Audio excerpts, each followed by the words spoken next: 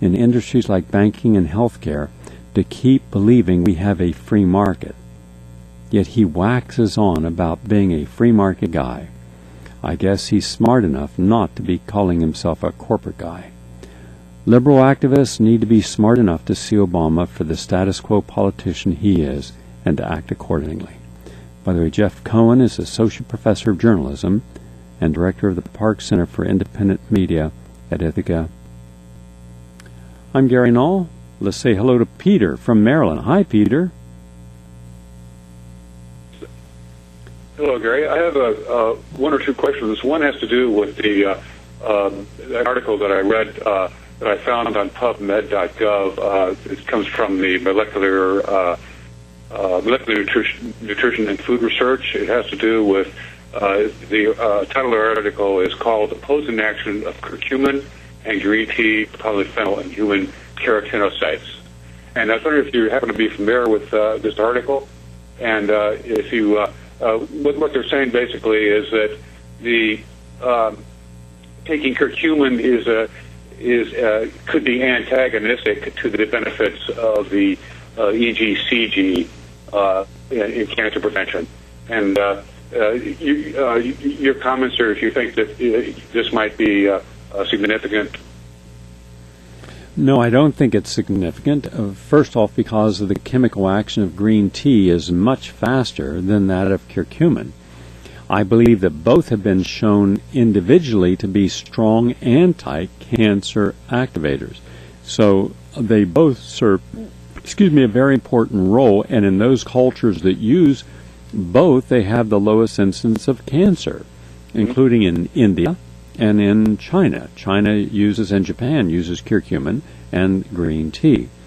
I have studied the literature. At one time I had over 1,000 studies on green tea and over 400 on curcumin, and I have seen where they are not antagonistic in the human body, but if someone were concerned, they could take their green tea in the morning and take their curcumin before they go to bed at night. Okay, great. May I ask you one more question, please? Sure. Mm-hmm. All right. This one has to do with what they're saying with cruciferous vegetables, also known as brassica vegetables. They're saying that there's a chemical within these that can inhibit the function of the thyroid. That is correct, but that is a theoretical model that they're working on, and here's how it works. During the 1970s, we were debating vigorously the safety of pesticides in the United States.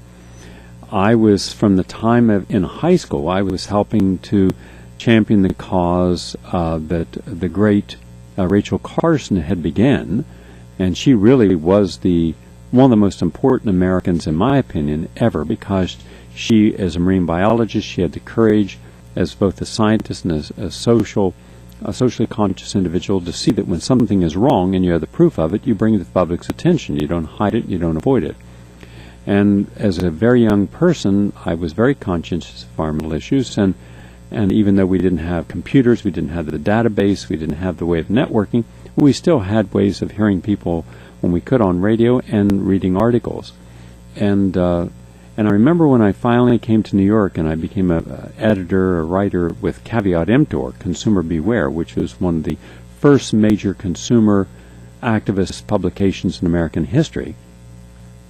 And we would challenge the corporate interest, and I was sent out to do the debate, so I had to be well armed.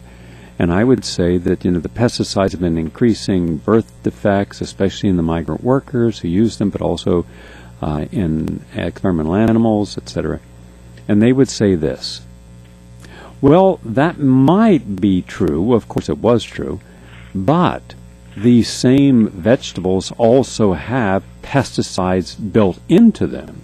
So the rationale was, if a substance has a pesticide into it, don't criticize the pesticides we add on to it, because they're one and the same.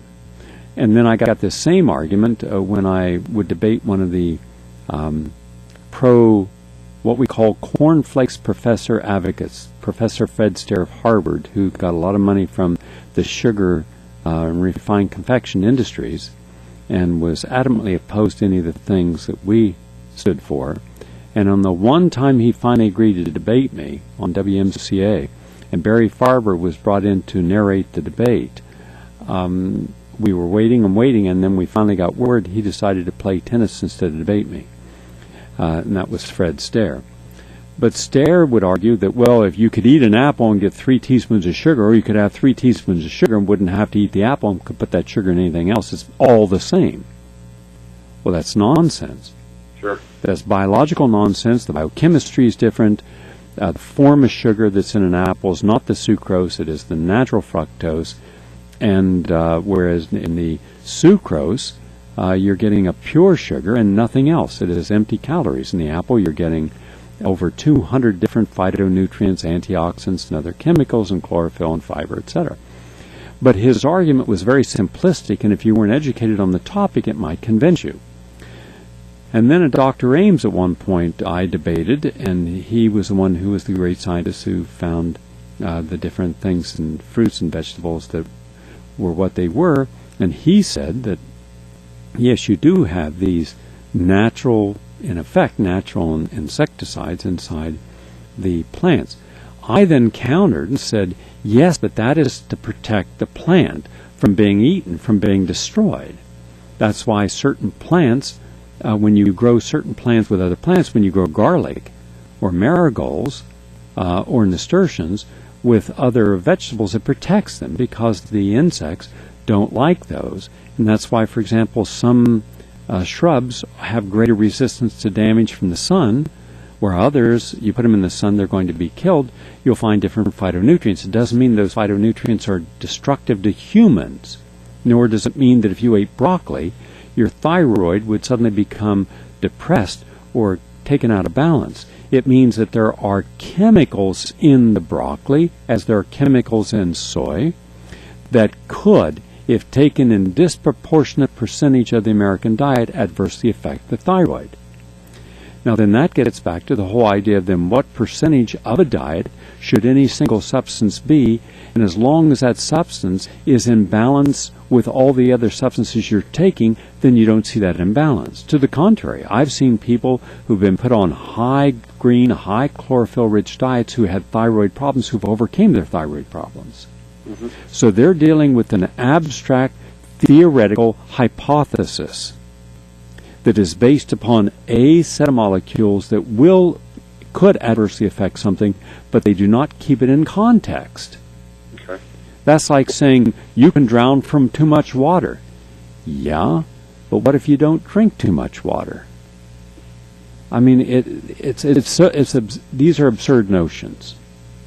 All right. Well, would there any way of doing blood work on determining if these chemicals are in the body that might be inhibiting the thyroid, if that were to occur? I mean, if that is a possibility? No, it's not, because of how quickly these chemicals, which are not oil-based but water-soluble, go through the body. They generally go in and out of the body rather quickly. What you should do, do you specifically have a question about your own thyroid?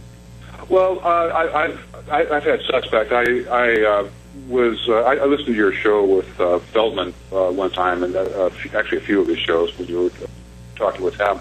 So I'm aware of it, and I've had a look at it. I've had doctors look at it, but no, actually, it's to the contrary. Every time I do a lot of juicing, for example, of cabbage and that kind of thing, I'll actually benefit from it. But I'm always wary of it because of what they're saying about that too. Okay, well, look, Dr. Feldman and I wrote 2 articles that appeared in the Townsend Letter for Physicians and Patients, mm-hmm. that are posted on my website, and they are definitive articles on nutrition and the thyroid, including dietary supplements and diet items. Why don't you read those if you haven't? That will give you a detailed, comprehensive scientific explanation as to what will and will not affect the thyroid. Okay? Well, Gary, thanks a lot for your both explanations having to do with the curcumin and the cruciferous vegetables. Thank you. All the best to you, Peter. Let's say hello to Garrett from Atlanta. Hi, Garrett. Dr. Null, thank you for taking my call. My questions are all related to my wife. They're threefold. Number one, she is pregnant. She's 35 years old, and she's dealing with a tremendous energy loss. Now, she was dealing with a previous energy loss related to a pituitary issue. Her pituitary levels were measured as somewhat low. That's a concern. because about 5 years ago she had she actually had